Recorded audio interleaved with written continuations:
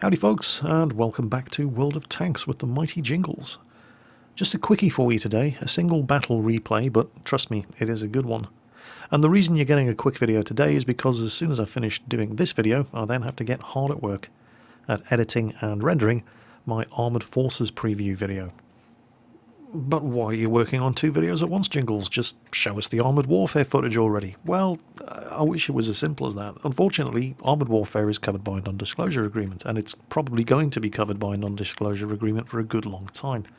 So I have to get permission from Obsidian Entertainment to make public any video footage that I want to upload, so they basically have to approve it first. Exactly the same as the situation with the World of Warships closed beta test weekend video that I did. Now, the World of Warships video was approved within hours of me uploading it, so that was great, but there's no guarantee that it isn't going to take a day or two or even three for Obsidian to approve my Armoured Warfare video, and there's no guarantee they are going to approve it at all. So rather than take the risk, while I'm doing the Armoured Warfare video, I'm doing a bunch of World of Tanks and War Thunder quickies, just to give you something to chew over while you're waiting for Armoured Warfare. I don't think you're going to be too disappointed though. This really was a very, very good game. This is Jammin 1410 driving the STB-1. It's a Japanese Tier 10 medium tank, and he's on the highway map. Obviously, it's a Tier 10 game. He's in a Tier 10 medium tank. In common with all of the other Tier 10 mediums, the STB-1 fires APCR ammunition as standard. So that's not gold ammunition in this tank. The gold ammunition in this thing is high explosive anti-tank ammo. You can see he carries 10 rounds of it there. Likes to keep it handy for close encounters. I featured an STB-1 replay in the latest episode of The Good, the Bad and the Ugly, and I do like this tank, even though I don't actually have one yet. In fact, I'm only as far as Tier 8 in the Japanese medium tank line. Ooh, that was unfortunate. Well, he's found the enemy. That's one way of finding them. So, what have we got up front? He's traded shots with the Object 140 up there, but he's come off best. The 105mm gun on the STB-1 has higher alpha damage than the Object 140's 100mm gun. There's also a Death Star back there. Now, the Death Star took a hit from somebody, and that AMX just took a pot shot at him, and is now backing off. And missed, which is nice. Is he going to get a shot into him? Doesn't have... Oh, that was not bad. Didn't have an awful lot to shoot at, thanks to the gun depression peeking over the top of the hill there. All he could really see was the top of the turret, the AMX, but he hit him anyway. Oh, shit the bed, there's the Death Star. And his gun is pointing this way, and he has been spotted. Oh! You could feel the wind of that one whizzing by. Well, it looks like they got the enemy on the back foot here. However, there's two pretty big artillery in this game. You really don't want to be sitting still. So far, he's only taken that one hit from the Object 140. He's kept this thing moving. Looks like the Batchat was hiding down there on the near side of the hill while he reloaded his gun. There's that little object. Nice shot right in the side of the turret. The Object 140's turret is not bad from the front, but from the side. And again, that's not that good from the front either.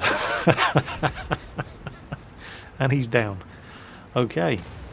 T-57 heavy there, backing up, probably reloading. What else do they have? They've got a T-62A down there to the east. He's probably hiding underneath the highway bridge. But the Batchat's moving up. Pokes the ridgeline. And... yep, spots the Object 268.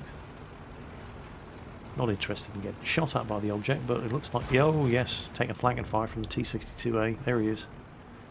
And the Batchat nails him. So, things are going well on this flank. They've been very aggressive. They've pushed the enemy team right back into their base. But, look at the map. If you see that friendly AMX 5120 who is leaving the town and is heading this way, that one decision is about to have radical consequences. Now, I'm not saying for a second that what's about to happen is completely the fault of the guy in the AMX 5120, but he was in the perfect position to come up behind the enemy tanks in the town who were pushing his own teammates back, and instead he's abandoned them. They're now outnumbered 6-2, they're going to die very quickly, and instead he's coming back over here to assist in the attack on the enemy base. I'm sure it seemed like a fantastic idea at the time, but with the benefit of hindsight, it turned out not to be. The friendly Batchat 15558 he's already out of there. He saw the danger ages ago, and he's almost on the other side of the map already. The friendly Batchat 15555, on the other hand, doesn't appear to realise the danger he's in. Tank destroyers are moving up to try to cover. I mean, they've just lost the last tank in the town. The IS-7's gone down. Meanwhile, Jammin here and the rest of the mediums are working over the last remaining enemy defenders. The AMX 5120 has just died. He came all the way over here for nothing. There's just that E75 and I think the Death Star left. But they've lost the town. And they wouldn't have lost the town this easily if the AMX 5120 had exploited the perfect position that he was in to pop up behind those attacking enemy tanks and give them a spot of rough handling from behind. But, you know, could have, should have, would have, didn't. So they're going to have to deal with the hand that they've been dealt. Some great artillery fire there, finishing off the Death Star. There's just the C-75, but what are the enemy team doing? The tank destroyers have moved over to intercept, and they have made some contact, but there were more enemy tanks in the town than that. They're coming back to defend their cap, aren't they? Jammin's already turned his STB-1 around in anticipation of having to go back and defend his own flag, but then enemy tanks in the open, and it's a turkey shoot. His first shot blew the tracks off the Object 430, and that is not a position you want to be in that tank, or any tank for that matter. Right in the open, immobilised, sideways onto incoming fire. That's just making it easy. He's nailed the 430. Unfortunately, they've just lost their Batchat, and then another tank just went down, and here comes the enemy T-57 Heavy. Now, he's basically engaged in a broadside gunnery duel with the friendly T-57 Heavy, which is great because it means Jammin can nail him and then pull back because he will have been spotted. Oh, that's less than ideal. He is now the sole survivor of this massive tank battle that erupted in the enemy base, but he's being capped. Somehow, somebody managed to get around that Jagdpanzer E100 and the Waffenträger and sneak into his own cap circle. And then a whole bunch of things go wrong at more or less the same time. That Waffenträger E100 just took a big hit from the Object 704. The Jagdpanzer E100 doesn't have a lot of health yet, but they're 2-on-1 against an IS-7. And they do have artillery support. Unfortunately, that's going to be their downfall.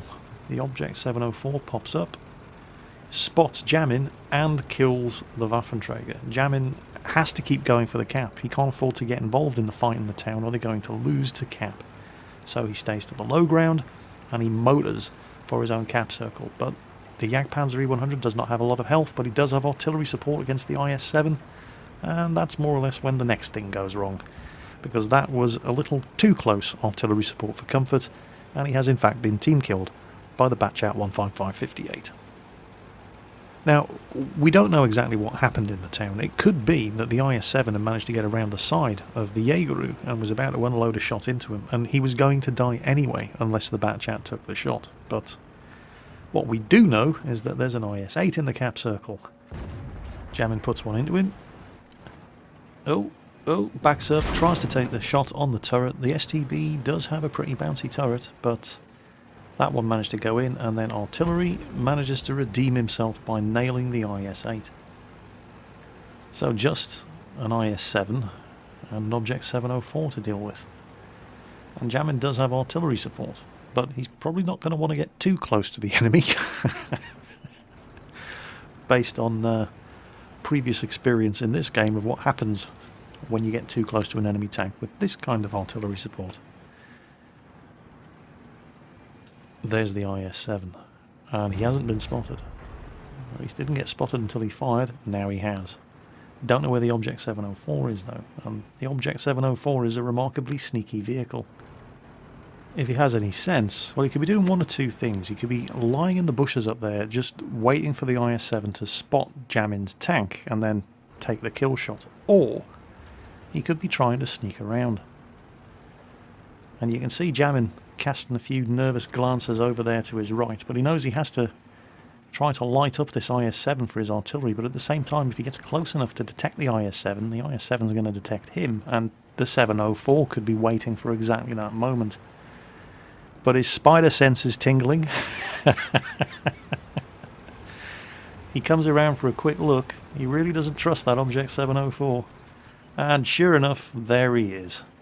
You sneaky Russian bastard. Chew on that one, Ivan. Not a bad move from the Object 704 player, but Jammin saw that one coming a mile away.